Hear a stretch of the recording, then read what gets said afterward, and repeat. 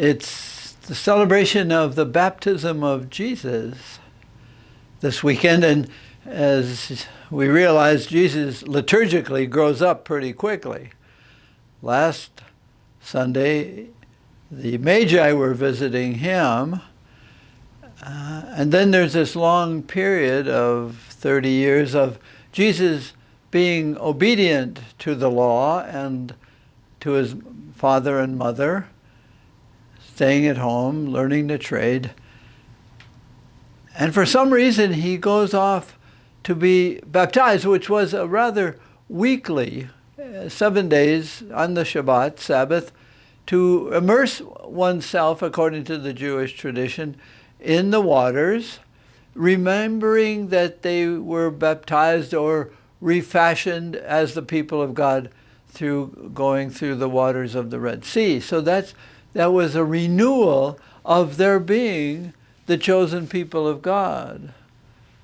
And maybe I've said that before, but the Exodus, going through the waters of their being reconstituted as the people of God, there's more written in Scripture about that than of the creation of the whole world.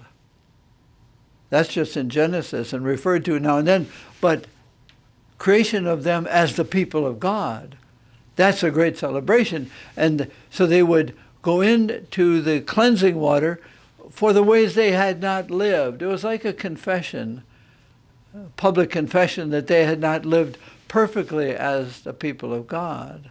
So Jesus goes in this is in Luke's Gospel today, goes into the waters as a member of the Jewish people, and he comes out differently. In Luke's Gospel and in Matthew's too, but we read Luke today, comes out something new has happened, a new creation. There's in a way, an intensification of God's people. To really understand today's gospel, one really has to read the first reading from Isaiah chapter 42. I know there are options, but the first option is from Isaiah 42, and it's there that you get a hint. Now, this is the prophet Isaiah, centuries before Jesus, saying, there's a light coming, but it's not just for you, Israel, it's for the people. And you see the image of light and people and nations, plural.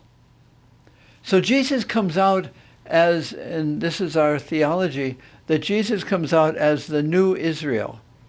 And that the light is not, if you have a globe and you shine a light on the globe, it's just in that one place.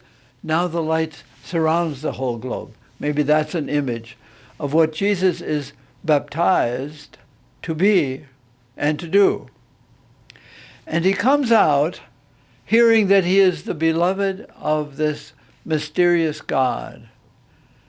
You are my beloved in whom I am well pleased. That is all of Israel, but now Jesus as the intensification of Israel. Israel, as the people of God, has now become global. That's it. That Jesus is not just for the land, the excluded. I'm going to use two words: inclusion and exclusion. But Israel was so fashioned in their minds that they were to exclude any contact with foreigners, Gentiles. And so it's funny, if there were, I shouldn't say funny, it's different, that if they had contact with a Gentile, that would be a reason to be washed into their identity again, to be exclusive, that they were the exclusive people of God, and they were to not have contact, they were to exclude all other peoples. Now Jesus comes out as the light for the world, and he becomes the inclusive embrace of the creating God. Creating the people of God is now Israel extended. It's not Israel is no longer the people of God. No, they are the people of God. That name, that inclusion is all of us. And so we are, in a way, the new Israel. And Jesus comes out to be inclusive. And he is told that he will be the man of justice, and he will bring healing. Now, that's what he did.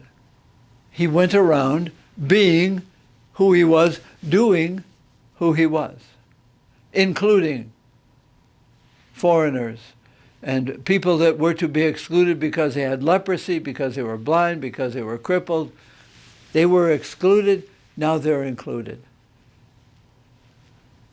Now that's a great thing to celebrate. If you've ever been excluded, think of that, pray with that, how sad that is. If you've ever been excluding yourself, that's something to face and to pray with. To exclude people because they have this political thought or that religious thought or that color or that language, to exclude them because they're different from you. It's my theory, I don't have any basis except observation, but the people who are excluding all the time, distancing themselves from those people, the more they exclude, the more there is something about themselves that they're not grateful for. There's something about them that is already excluded by them. Now, our baptisms is a renewal in the baptism of Jesus.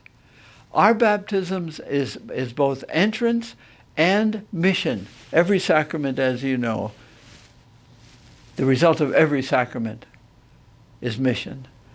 Our mission is, and maybe I've said this before, but when you dip your hand in the holy water fount and you bless yourself, you are saying, I'm trying not to exclude anything of me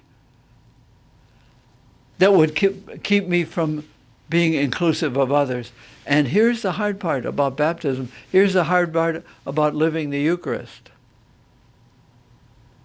The sacrament of baptism introduces us to a life that says, I am not totally my own anymore.